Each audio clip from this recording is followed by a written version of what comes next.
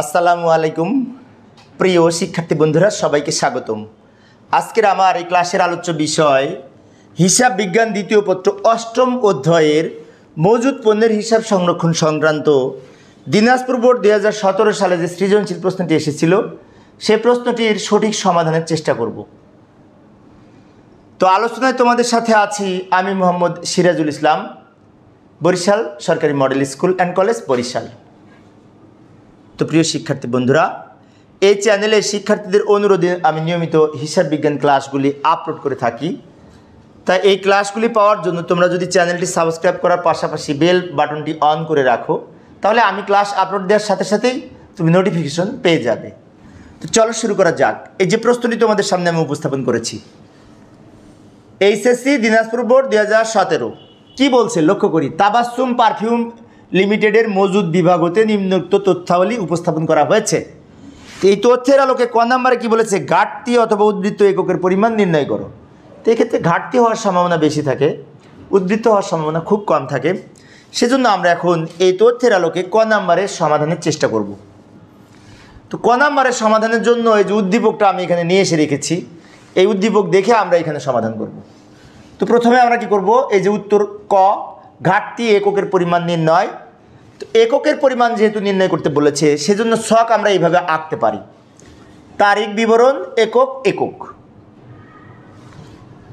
তো কি লিখবো, প্রথমে 2016 জুন 1 প্রারম্ভিক জের কত ছিল, 1200 একক লিখব। তারপরে কত ছিল, 3 তারিখ ক্রয় 1000 একক লিখব। অর্থাৎ এখানে যতগুলি আছে সব এককগুলি আমরা এখানে সাজিয়ে লিখব। কিন্তু সাজানোর সময় খেয়াল রাখবো, যেমন এই যে 12 তারিখে ইস্যু করলাম কত একক, 600 একক। তাহলে এই 600 আমরা ব্র্যাকেট দিয়ে রাখব, কারণ ইস্যু করলে মজুদ পণ্য কমে যায়। তাহলে মজুদ পণ্য যেহেতু কমে যাবে, আমরা এখানে বিয়োগ করব, ব্র্যাকেট দ্বারা বিয়োগ বোঝায়। সেজন্য আমরা ইস্যু যেগুলি আছে, এই যে 8 তারিখ 12 তারিখ 18 তারিখ 23 তারিখ, এইগুলি আমরা সব ব্র্যাকেটের মধ্যে লিখব, কারণ ইস্যু করার ফলে পণ্য কমে যাবে। কমে গেলে কি করব, বিয়োগ করব, ব্র্যাকেট দ্বারা বিয়োগ বোঝায়। এরপরে আবার 12 তারিখ ইস্যু করেছে, তাহলে 700, এটাও ব্র্যাকেটের মধ্যে হবে। এরপরে আবার 14 তারিখ কারখানা হতে ফেরত। কারখানা হতে ফেরত বলতে ইস্যুকৃত পণ্য ফেরত বোঝায়। কারখানা হতে ফেরত মানে কি, আমাদের দিকে ফেরত আসছে, তাহলে এইটা কিন্তু বিক্রয় ফেরত বোঝায়। অর্থাৎ মজুদ পণ্য বৃদ্ধি পাবে যদি কারখানা হতে ফেরত আসে, সেজন্য এটাও প্লাস হবে। আমরা জানি কোনো প্রতীক না দিলে প্লাস বোঝায়। এরপরে আমরা 18 তারিখ আবার ইস্যু করেছে, 900 একক ব্র্যাকেটের মধ্যে লিখব। 21 তারিখ আবার ক্রয় করেছে 2100 একক, এটা ব্র্যাকেট দিব না, কারণ এটা যোগ করব। এরপরে আসি 23 তারিখ, 23 তারিখে আবার ইস্যু করেছে 1600, তো ইস্যু করলে তো ব্র্যাকেটের মধ্যে হবে। এবার আমরা এখানে একটি দাগ দিব, এই সমাপনী মজুদ পণ্য এটা পরে লিখব। এইগুলো যোগ বিয়োগ করে কত হয় সেটা আমরা বের করব। তাহলে যোগ বিয়োগ করে কীভাবে করব, 1200 যোগ 1000 যোগ 300 যোগ 2100, এগুলি যোগ লিখব। তারপরে মাইনাস 600 মাইনাস 700 মাইনাস 900 মাইনাস 1600।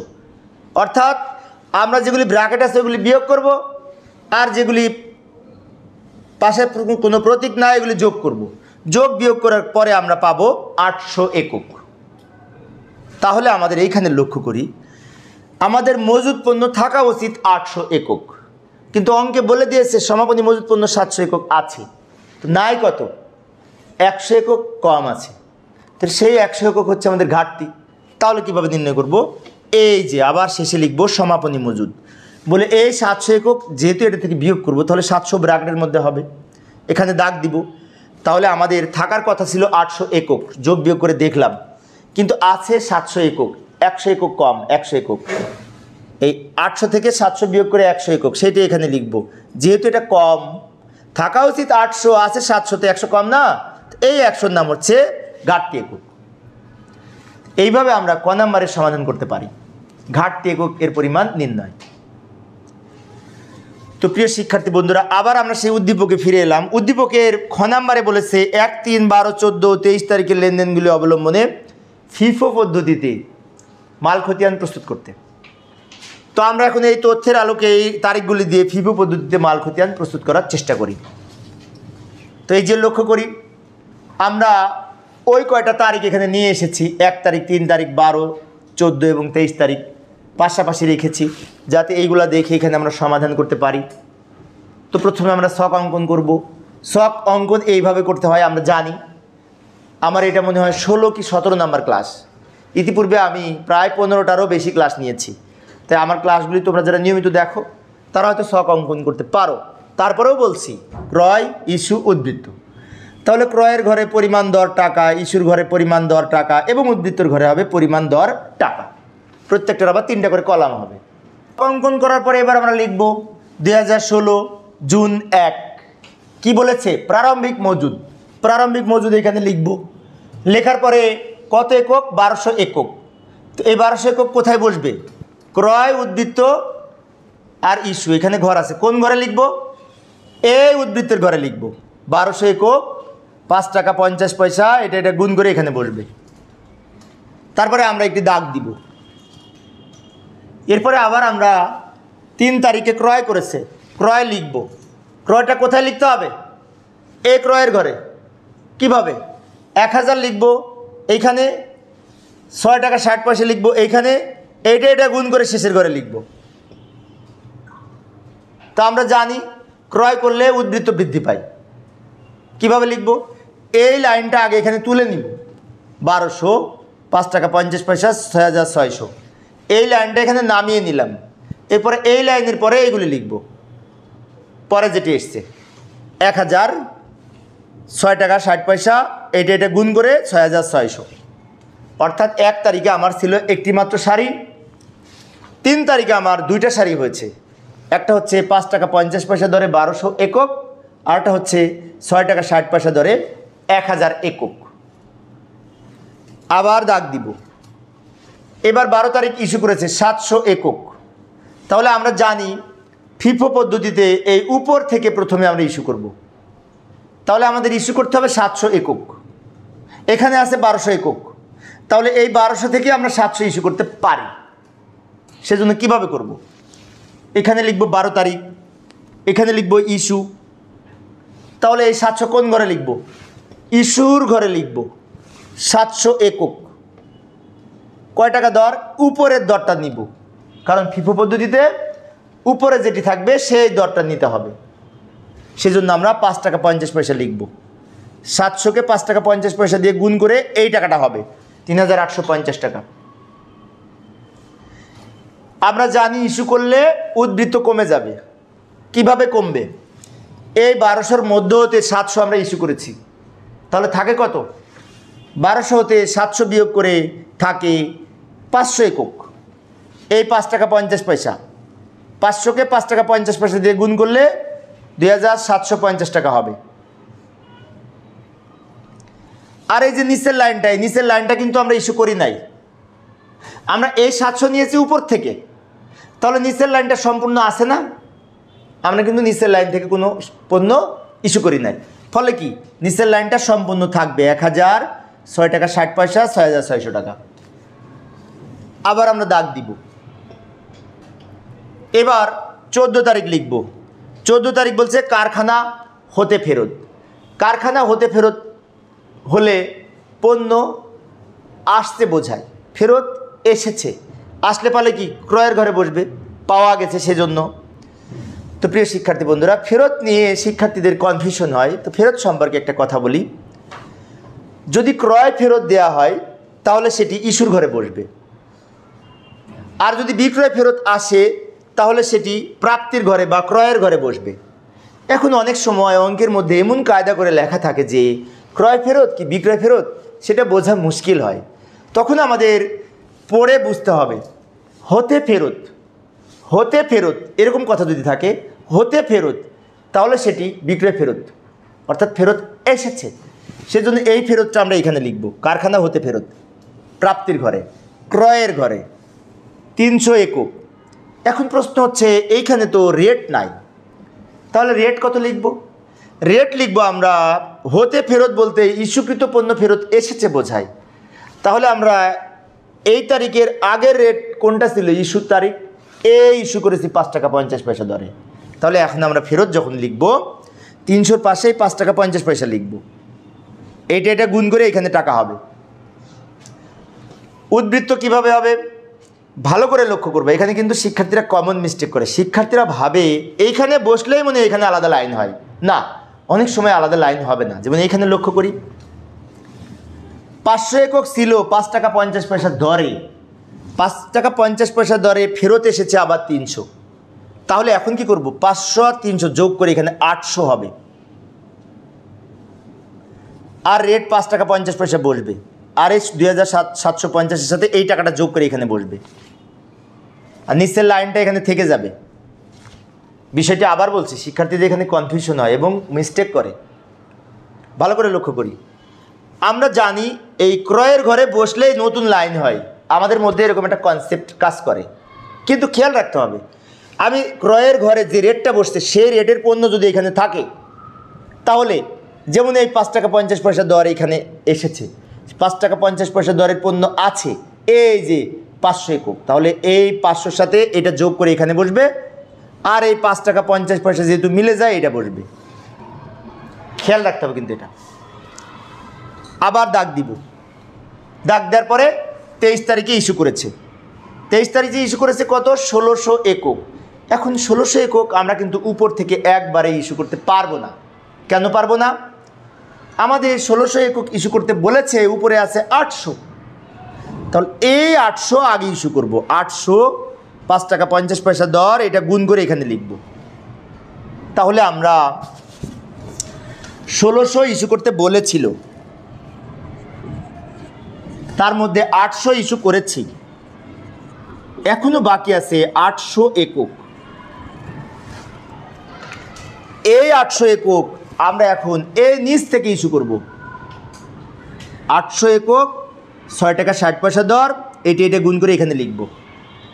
তাহলে আবারও বলছি, মোট 1600 একক ইস্যু করতে হবে।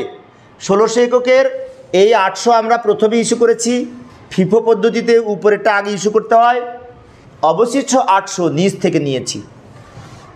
এখন উদ্বৃত্ত লিখব। তো উদ্বৃত্ত লেখার সময় 1000 থেকে যদি 800 চলে যায় থাকে কত? 200।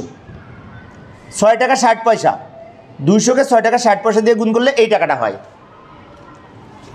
এইভাবে আমরা এই লিফো পদ্ধতিতে মাল খতিয়ান প্রস্তুত করতে পারি।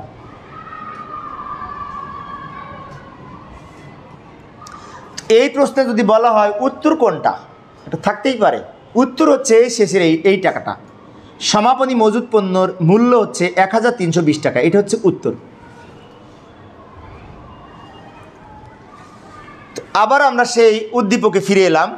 তো উদ্দীপকের গ নাম্বারে কি বলেছে লক্ষ্য করি। গ নাম্বারে বলেছে 1, 3, 18, 21, 23 এই কটা লেনদেনের আমাদের এই লিফো পদ্ধতিতে মাল খতিয়ান প্রস্তুত করতে বলেছে। তো চলো আমরা এই তথ্যের আলোকে লিফো পদ্ধতিতে মাল খতিয়ান প্রস্তুত করার চেষ্টা করি। তো প্রিয় শিক্ষার্থী বন্ধুরা, আবার আমি সেই উদ্দীপকের অংশটা উপরে নিয়ে এসে রাখলাম, এইটা দেখে আমরা এখানে সমাধান করব। তো এবার আমি একটু দ্রুত বলার চেষ্টা করব, কারণ সময় সেভ করতে হবে। অনেক সময় চলে গেছে এই ক্লাসটা করতে, যে এই যে আমি ছক অঙ্কন করেছি পূর্বের মতো। এবার আমি এই 2016 জুন 1 প্রারম্ভিক মজুদ। প্রারম্ভিক মজুদ আমরা জানি লিফো হোক আর ফিফো হোক, প্রারম্ভিক মজুদ কিন্তু এক সিস্টেমে বসে। কিভাবে? প্রারম্ভিক মজুদ লিখে এই উদ্বৃত্তের ঘরে টাকা লিখব। এই 1200 একক 5 টাকা 50 পয়সা গুণ করে এখানে লিখব, দাগ দিব। 3 তারিখ ক্রয়। তো কিছুক্ষণ আগে আমি যে ফিফো পদ্ধতিতে অঙ্ক করেছি, ওখানে যেভাবে ক্রয় লিখেছি এখানেও সেভাবে লিখব। লক্ষ্য করি, 1000 একক ক্রয় করেছি, ক্রয়ের পরিমাণের ঘরে লিখব, দর 6 টাকা 60 পয়সা এখানে লিখব। 1000-কে 6 টাকা 60 পয়সা দিয়ে গুণ করে এখানে টাকা বসবে। এখন ক্রয় করলেই তো উদ্বৃত্ত বাড়ে, তাহলে আমরা এই লাইনটা এখানে লিখব, কিন্তু তার আগে এই লাইনটা তুলে নিব। এই লাইনের নিচে এবার এই লাইনটা লিখবো 1006 টাকা 60 পয়সা এইটা। অর্থাৎ ক্রয় করলে আমার আগে এক লাইন ছিল সেটা আগে তুলে নিলাম, এই লাইনের নিচে এই লাইনটা লিখলাম, এখানে 2 লাইন হয়ে গেছে। একটা হচ্ছে 5 টাকা 50 পয়সা দরে, আর একটা হচ্ছে 6 টাকা 60 পয়সা দরে। তাহলে এখন তো আমাদের মনে হতে পারে লিফো আর ফিফো একই রকম মনে হচ্ছে। হ্যাঁ, এখন পর্যন্ত মনে হচ্ছে, কারণ ক্রয় করলে লিফো হোক আর ফিফো হোক, ক্রয় করলে লেখার পদ্ধতি একরকম। তাহলে পার্থক্য কোথায়? পার্থক্য হচ্ছে এই যে 18 তারিখ ইস্যু করেছে, ইস্যু যখন করব তখন পার্থক্য। আমি যদি লিফো পদ্ধতিতে অঙ্ক করি, লিফোর পূর্ণরূপ হচ্ছে লাস্ট ইন ফার্স্ট আউট, অর্থাৎ পরে আসে আগে যায়। তার মানে কি, যেটা পরে এসছে সেটা আগে ইস্যু করব। তাহলে আমাদের পরে এসছে কিন্তু এই 1000, আমাদের ইস্যু করতে হবে 900। তাহলে 900 একক ইস্যু করব, নিচের দামটা লিখব, এইটাকে এটা দিয়ে গুণ করে এখানে বসবে। এবার উদ্বৃত্ত কিভাবে লিখব? আমরা যেহেতু নিচ থেকে ইস্যু করেছি তো উপরের লাইনটা সম্পূর্ণ আছে, কিন্তু এই 1205 টাকা 50 পয়সা গুণ করে এটা হয়েছে। অর্থাৎ আমি যেহেতু নিচ থেকে ইস্যু করেছি লিফো পদ্ধতিতে, উপরের লাইনটা কিন্তু ইনটেক আছে, কোনো পরিবর্তন হবে না, যা আছে তাই বসেছে। আর নিচের 1000-এর মধ্যে হতে 900 চলে গেছে, বাকি আছে 100। সেই 100 এখানে লিখব, 6 টাকা 60 পয়সা দর, এটা গুণ করে এখানে লিখব, আবার দাগ দিব। এবার ক্রয় করেছে 21 তারিখ, তো ক্রয় করলে সে আগের মতো এই 3 তারিখে যেভাবে ক্রয় লিখেছিলাম সেভাবে লিখব। কিন্তু একটু লক্ষ্য করি, 2100 একক ক্রয় করেছে 6 টাকা 75 পয়সা দরে, 2100কে 6 টাকা 75 দিয়ে গুণ করে এখানে টাকা বসবে। এখন ভালো করে লক্ষ্য করি, সেটা হচ্ছে এক লাইন আসলো আর অলরেডি উপরে আছে কিন্তু 2 লাইন, তাহলে এইখানে কিন্তু 3 লাইন হবে। আমি আবারও বলি, এই যে নতুন একটা লাইন ক্রয় করলাম আর উপরে আছে 1 লাইন 2 লাইন, তাহলে এই 2 লাইন আর এই লাইন মিলে এখন কিন্তু এইখানে 3 লাইন হবে। তাহলে আমরা লেখার সময় কি করব? এই 2 লাইন আগে এখানে লিখে নিব, 1200 506, যে 1200 500 এটা লিখে নিব, 100 এইটাও লিখে নিব। অর্থাৎ এখানে যে লাইন 2টা ছিল সেই 2 লাইন আগে তুলে নিলাম, এই 2 লাইনের নিচে এখন এটা যুক্ত করে দিব। এই যে 2107 টাকা 75 পয়সা, এটা গুণ করে এইটা। অর্থাৎ 18 তারিখে ছিল আমার 1 লাইন 2 লাইন, 21 তারিখে আরেকটা লাইন ক্রয় করার ফলে আসলো 3 লাইন, উপরে 2 লাইনের সাথে আরও একটা যুক্ত হয়েছে। এবার আমরা আবার ইস্যু করব, আর একটি মাত্র লেনদেন আছে 23 তারিখ। ভালো করে লক্ষ্য করি, 23 তারিখের ইস্যুটা 1600 একক ইস্যু করতে হবে, 1600। তাহলে আমরা নিচ থেকে ইস্যু করব, কেন? এই যে লিফো পদ্ধতিতে বলেছে। তাহলে আমরা নিচে আছে কত? 2100, আমাদের ইস্যু করতে হবে কত? 1600। তা 2100-র মধ্যে হতে 1600 তো একবারে ইস্যু করা যায়, ঝামেলা কম। সেজন্য আমরা একবারে 1600 লিখব, এখানে ইস্যু লিখব একবারে 1600, এই রেট লিখব, যেহেতু নিচ থেকে ইস্যু করছি এই রেটটা লিখব, এটা গুণ করে এখানে লিখব। এবার উদ্বৃত্ত কিভাবে লিখব ভালো করে লক্ষ্য করি শেষ পর্যায়ে এসে। এখন আমরা এই 1600 যে ইস্যু করলাম, আমরা জানি ইস্যু করলে উদ্বৃত্ত কমে যাবে। এখন একটা লাইন 2টা লাইন 3টা লাইন, তাহলে কোন লাইন থেকে কমবে? লিফো পদ্ধতিতে নিচ থেকে কমবে। তাহলে নিচে ছিল 2100, এর মধ্যে হতে আমরা কিন্তু 1600 ইস্যু করতে পারি। তাহলে 2100 থেকে 1600 বিয়োগ করে নিচের লাইনে বসবে, কিন্তু তার আগে উপরে 2 লাইন যা ছিল তুলে নিব। 1200 5 টাকা 50 পয়সা এই রেটটা, 100 6 টাকা 60 পয়সা এইটা।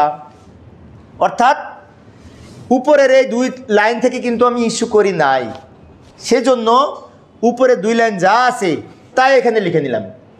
এবার এই লাইনের ভিতর থেকে 2100 থেকে 1600 বিয়োগ করে 500 থাকে সম্ভবত, 500 6 টাকা 75 পয়সা, এটা গুণ করে এখানে বসবে। এই লিফো পদ্ধতিতে আমাদের এই সবগুলাই হচ্ছে সমাপনী মজুত পণ্যের মূল্য, 600 6600 660 এবং 3375, 3টা যোগ করে কিন্তু সমাপনী মজুত পণ্যের মূল্য লিফো পদ্ধতিতে। তো এইভাবে আমরা লিফো পদ্ধতিতে এই মাল খতিয়ান প্রস্তুত করতে পারি। তো প্রিয় শিক্ষার্থী বন্ধুরা, এই ছিল আমার আজকের আলোচনার বিষয়। আমার পরবর্তী ক্লাসের আলোচ্য বিষয় হচ্ছে অন্যান্য যে সমস্ত বোর্ড আছে এই অধ্যায় রিলেটেড, সেই বোর্ডের সমস্যার সমাধান করার চেষ্টা করব, দেখার আমন্ত্রণ রইল। তো পরিশেষে সবাই ভালো থাকবে এবং সুস্থ থাকবে এই কামনায়। খোদা হাফিজ।